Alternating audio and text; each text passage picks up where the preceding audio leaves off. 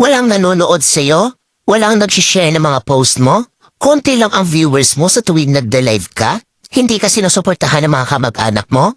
Kaibigan mo? Kakilala mo? Kapitbahay mo? Pinagtatawanan ka dahil sa pag-review Pwede na. mo? Pinagtatawanan ka dahil sa paggawa mo ng mga content? Ito ang tatandaan mo. Huwag kang huminto. Huwag kang susuko. Huwag kang papaapekto sa sasabihin ng ibang tao tungkol sa'yo. Ipakita mo sa kanila na may mararating ka.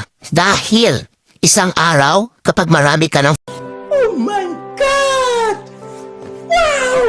followers, kapag marami na ang sumusuporta sa'yo, kapag marami na ang nanonood sa'yo, kapag marami ka ng viewers, kapag marami na ang nagmamahal sa'yo at sumusuporta sa'yo, kapag marami ka ng payout, kapag sinasahod mo na ang sinasahod ng mga sikat na content creator, kapag mayaman ka na, kapag marami ka ng pera, ay manunood na yan sila sa'yo.